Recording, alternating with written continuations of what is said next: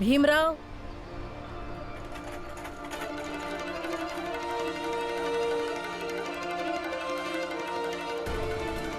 तुम्हा सगळ्यांच्या राहण्याचा अस्थायी प्रबंध मी केलेला आहे.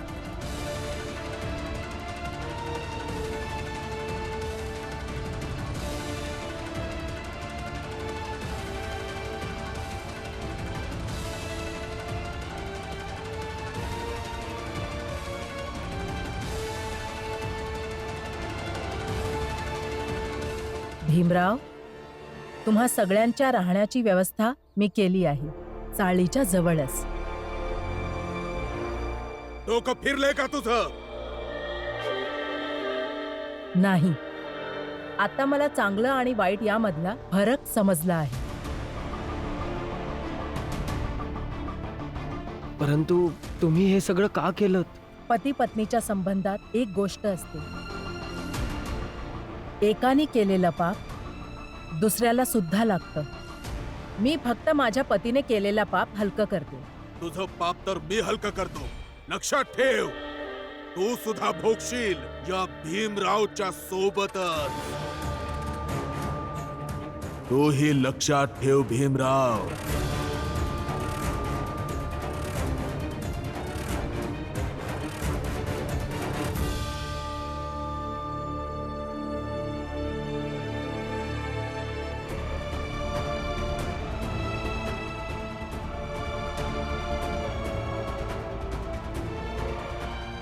भीमराव, तू जाऊन स्टे ऑर्डर घेऊन ये. तोपर्यंत आम्ही इथे काही राहायची व्यवस्था करतो.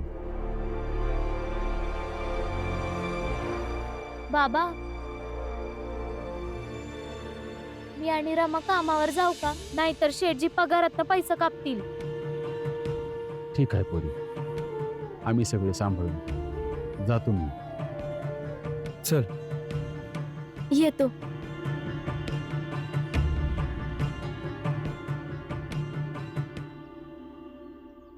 चला आता तुम्ही सगळे माझ्या बरोबर या. बाहेर एक जागा आहे, तिथे व्यवस्था करूया. या. चला. या प्रचंड देवजी, आरामात बसून बोलूयात.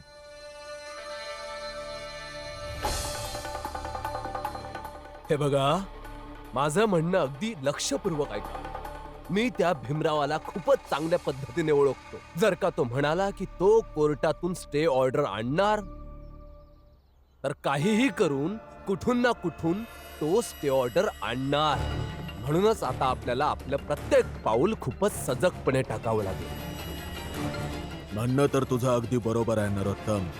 तेच तर, आपल्याला समस्या माहिती आहे, फक्त समस्येचं निराकरण करायला हवं. परंतु सध्या तरी डोक्यात काही उपाय सुचतच नाहीये की या भीमरावाला कसं थांबवायचं. मी खूप सारे घरं बांधली आहेत, पण प्रत्येक वेळेला नवीन पद्धतीने घरं बांधतो. म्हणूनच तर तो काम करतो माझ्याकडे. विकले गेले असते.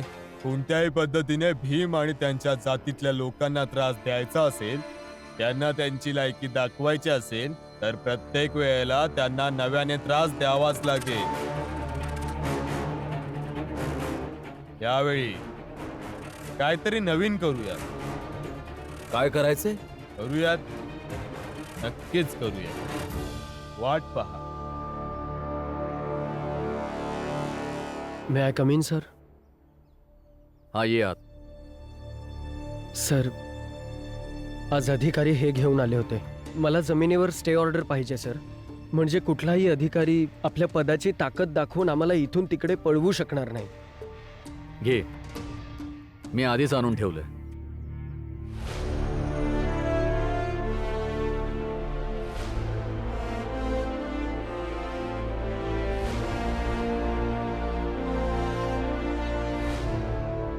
धन्यवाद सर.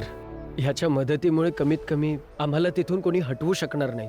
भीम, मी माझ्या आतापर्यंतच्या करिअरमध्ये ही पहिली केस हरलोय. काही हरकत नाही सर. खरं तर शेकडो वर्षांपासून अशा केसेस आम्ही रोज लढतो सर. त्यासाठी कोर्टाची गरज नाही. जज नसतात, वकील नसतात. परंतु आम्ही आपल्या हक्काची जमीन मिळवण्यासाठी दररोज लढतो. कधी राहण्यासाठी जमीन, कधी जगण्यासाठी जमीन, कधी प्रतिष्ठेची जमीन, तर कधी बरोबरीचा हक्क मिळवण्याची जमीन. रोज लढतो आणि रोज हारतोही. तरीही मनात विश्वास आहे सर, जिंकणार. एक ना एक दिवस नक्की जिंकणार. ह्यामुळे तुम्ही दुःखी नका हो. तुम्ही आमच्यासाठी जे काही केलंय त्या सगळ्यासाठी तुमचे खूप खूप आभार. नक्की जिंकू भीम. एक ना एक दिवस नक्की जिंकू. मी निघतो सर. धन्यवाद. भीमराव, सयाजी महाराजांच्या आदेशानुसार आम्ही तुमच्यावर पाळत ठेवत होतो आणि आम्हाला माहीत पडलं की तुम्ही पुन्हा आज कॉलेजात गेला नाहीत. हे बघा, माफ करा, मोठी अडचण आली आहे माझ्या घरावर. आम्हाला सगळ्यांना घरातून, आमच्या चाळीतून बाहेर काढण्यात आलेलं आहे. तिथे उभं राहायला सुद्धा जागा नाहीये. आज येऊन म्हणत होते की आम्हाला तिथून कुठे दुसरीकडे जावं लागेल. मोठ्या अडचणीत सापडलोय मी. यापुढे असं नाही होणार. मागच्या वेळेस तुम्हाला इशारा दिला होता, प्रत्येक वेळेस तुम्हाला इशारा द्यावा लागेल आणि तुम्ही कॉलेज सोडून इथे आलात. जर तुम्ही कॉलेजात नाही गेलात तर तुम्हाला दिलेली शिष्यवृत्ती परत घेतली जाईल आणि पुस्तकं पण परत घेतली जातील. नाही नाही नाही कळलं? नाही नाही, माफ करा. हे बघा, पुढे जाऊन बॅरिस्टर व्हायचंय मला. पुस्तकं घेण्याबद्दल बोलू नका. हे बघा, तुम्ही भीमाला घेऊन बाहेर जा आणि बाहेर बोला, इथे नाही. पण तुम्हीच ठेवलंय ना यांना. बाहेर घेऊन जा आणि ठरवा तो उद्यापासून ऑफिसमध्ये येईल की नाही. Sorry sir. तुम्ही या ना बाहेर.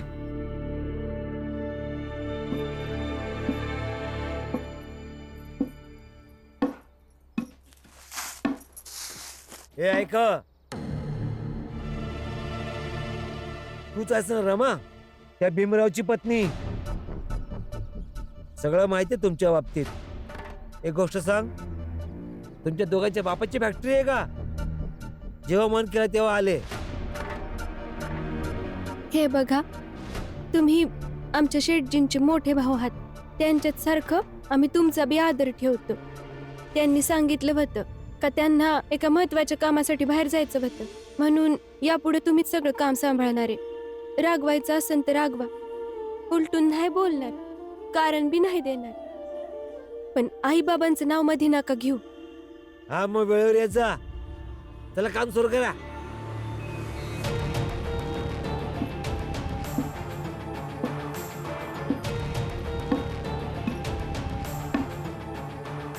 तसं तुम्हाला दोघांना उशीर का झाला? ते आम्हाला आमच्या चाळीतून धोक्याने एका इमारत बनवणाऱ्या माणसाने बाहेर काढले आणि त्यांना वाटतंय का आम्ही मुंबई सोडून जावं. त्याच गडबडीत होतो. पण उद्यापासून कधीच उशीर नाही होणार. उपकार करून आम्हाला नोकरीवरून काढू नका. पैशांची खूप गरज आहे आम्हाला. ह्या वेळेस जर काम सुटलं तर मोठं संकट येईल. हे बघा, तसं तर मला काही खास आपुलकी नाहीये तुमच्याबद्दल, पण ही गोष्ट ऐकून खूप वाईट वाटलं. एक समृद्ध माणूस असं करतोय तुमच्या सोबत. त्याने असं करायला नको. अरे घनश्यामजी, कसे आहात तुम्ही? अहो उल्हास शेठ, नमस्ते. नमस्ते घनश्यामजी. तुम्ही कसे आहात? मी ठीक आहे. माझ्या कानावर आलं की तुम्ही परत आलात, म्हणून मी भेटायला आलो आणि एक काम सुद्धा होतं. सांगा ना, काय काम आहे? या दोघांना आत्ताच्या आत्ता काढून टाकायचं.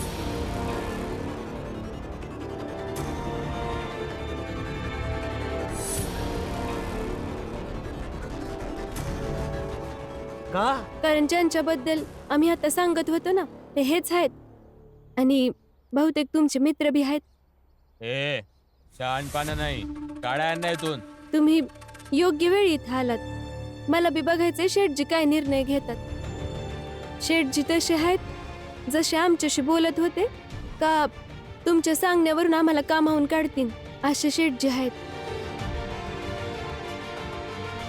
त्या भीम सोबत राहून तुम्ही दोघी सुद्धा त्याच्यासारखे बिना अर्थी स्वप्न पाहायला लागलायत. अशक्य गोष्टींचा विचार करताय? अरे हा घनश्याम 10 वर्षापासून मित्र आहे माझा. एकाच ताटात जेवायचो आम्ही. तुम्ही काय विचार करताय? तुम्हा दोघांसाठी हा माझ्याशी मैत्री सोडेल? काढून टाका आताच्या आता या दोघांना इथून. अहो लसेट, हे खालच्या जातीचे आहेत, यांच्या काय तोंडी लागायचं? अहो कचेरीत जाऊया, मी चहा मागवतो, तिथे बसून आपण बोलूया. नाही, मी स्वतः आधी या दोघींना इथून धक्के मारून बाहेर काढू, त्यानंतरच चहा पिऊ. नाही, तुम्ही असं करू शकत नाही. यांना कामावर काढणार नाही. धक्का मारून बाहेर काढायचं दूरच राहिलं. डोकं फिरलं की काय तुझं? यांच्यासाठी तू माझ्या वाकड्यात जातोयस? आपण फक्त खाण्यापिण्याचे सोबती आहोत, पण कधीही मी तुमच्या सोबत राहून अत्याचार कोणावर केला नाही आणि आजही मी तुमच्या अत्याचाराचा भागीदार होणार नाही. छोट्या जातीतल्या लोकांसोबत आपल्या मोठ्या जातीतल्या लोकांना काही करण्याचा अधिकार आहे. नाही, मी असा विचार करत नाही.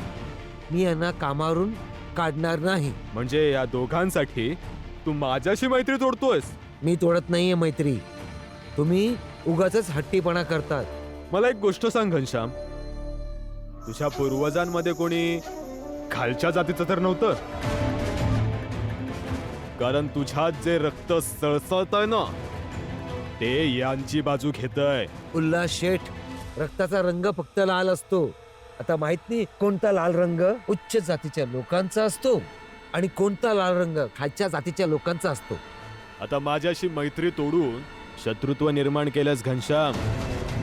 आता पुढे पुढे बघ, हे पण दाखवे.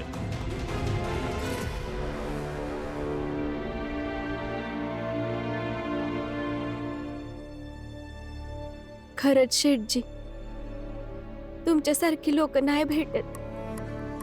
100 एखादा जरी तुमच्यासारखा असतं तर आमचं जगणं लई सोपं झालं असतं. आणि आम्हाला माफ करा. आमच्यामुळं तुमचे जुने मित्र तुमच्यावर नाराज झाले. धन्यवाद आणि माफी मागण्यात वेळ घालवू नका. काम करा. वेगळाच माणूस आहे.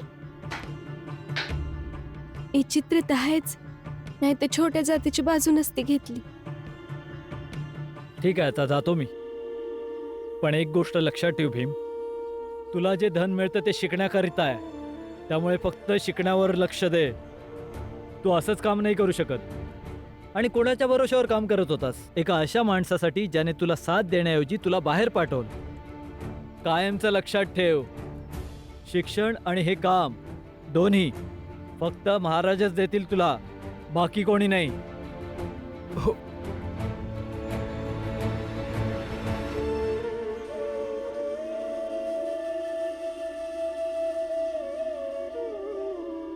भीमराव, तुझी साथ देण्यापेक्षा योग्य आहे की तू प्रत्येक परिस्थितीबरोबर लढायला शिक. म्हणून तुला साथ देऊ शकत नाही. कळत नाही नेहमी असं का होतं ते. हा भीमराव नेहमी असं का करतो? प्रचंड देवजी, त्या भीमरावाचं म्हणणं ऐकून नेहमी नेहमी नेहमी लोक त्याच्या बाजूने कसे काय होतात? दरवेळी तो हेच करतो. हा भीमराव. बस बस.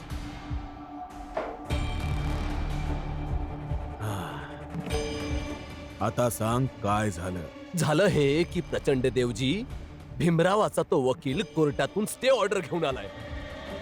विचार करता तुम्ही, एवढा हा मोठा वकील खालच्या जातीच्या लोकांसाठी केस लढतोय. आता मला माहिती आहे की स्टे ऑर्डर मिळाल्यानंतर तो भीमराव तिथून हटणार नाही. बघा तुम्ही. म्हणून काय झालं? आणू दे त्याला कोर्टाचा कागद. त्याने काय करेल तो? त्या भीमरावला आम्ही एवढा त्रास देऊ की तो स्वतःहूनच तिथून निघून जाईल. समजतोय काय हा स्वतःला? 10 वर्ष जुनी मैत्री तोडून टाकली. अशी अद्दल घडवेन की कायमचा लक्षात ठेवेल. उल्हासजी, कोणाला अद्दल घडवायचं बोलताय तुम्ही? ही रमा आणि लक्ष्मी दोन्ही माझ्या मित्राजवळ काम करतायत आणि माहित नाही त्या दोघींनी असं काय केलं की माझ्या मित्र आणि माझ्यासोबत मैत्री तोडली, आणि तेही या खालच्या जातीतल्या बायकांसाठी. आता मी या भीम आणि रमाला आणि त्यांच्या जातीतल्या प्रत्येकाला असं तोडून टाकेन की परत उभेच नाही राहू शकत. त्यांना जात आणि पैशाच्या ताकदीचा अंदाज नाहीये. अगदी बरोबर बोललात तुम्ही उल्हासजी. त्यांना अद्दल तर घडवलीच पाहिजे. तर ठीक आहे, मग उद्या सकाळपासूनच त्यांना त्रास द्यायला सुरुवात करूयात. बोलवूयात उद्या सकाळी कामगारांना.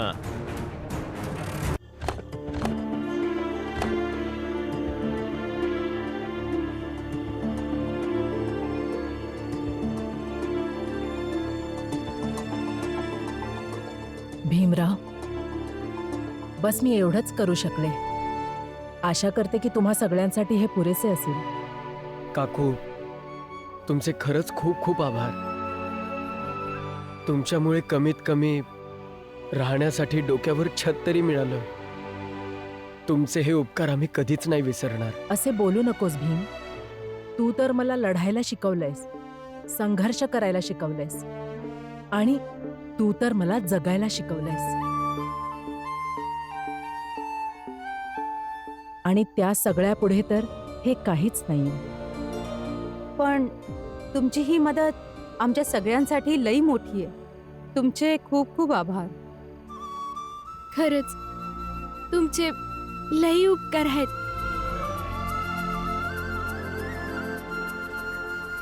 पण मी एवढं मोठं काहीच केलं नाहीये. मी तर फक्त तेच केलंय जो एक माणूस दुसऱ्या माणसासाठी अडचणीत असताना करतो. तर आता मी निघते, आणि तुम्ही सगळे आपली काळजी घ्या. आणि कसलीही तुम्हाला मदत लागली तर मला जरूर कळवा. तुमची मदत करून मला खूप बरं वाटेल.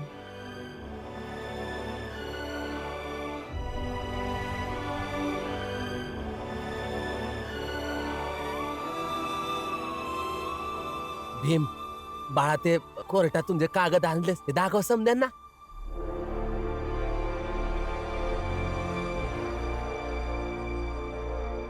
बघा, भीमानं कोर्टातून हे कागद मागवले. याच्यात हे लिहिलंय की आता आमासने हितनं कोणीच घालवू शकत नाही. आपण समजे हितच राहणार आणि हित राहूनच लढणार, आणि लढून जिंकून आपल्या चाळी मंदी परत जाणार. आता यात भीमाची कामगिरी ज्यांना बी वाटत असेल त्यांनी टाळ्या वाजवा. हा, भीम आमचा नायक आहे. तुम्ही सगळ्यांनी टाळी वाजवा.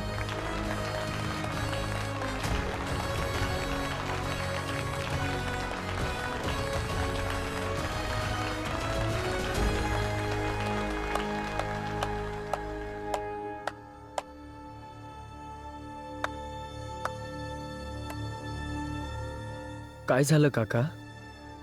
तुम्ही का रडताय? काय झालं काका? तुम्ही रडताय का? माझी आई खोटी होती. ती प्रत्येक वेळेला माझा राजा असं म्हणायची. तिने असं का नाही सांगितलं की मी राजा नाहीये, मी खालच्या जातीतला माणूस आहे, ज्याच्यासोबत कुणी काही करून जाऊ शकतं.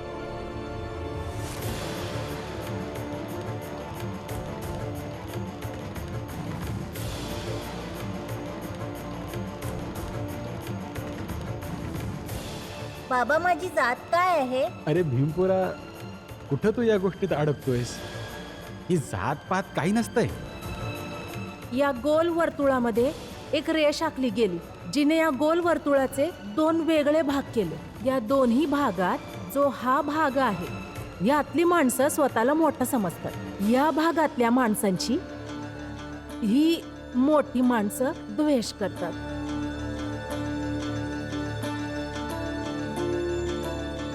भुवन काका, तुमची आई तुम्हाला हे सगळं ह्यामुळे सांगत होती कारण त्यांना जास्तीत जास्त वेळ खालचं जातीचं असल्यामुळे जो त्रास होत असतो त्यापासून तुम्हाला वाचवायचं होतं.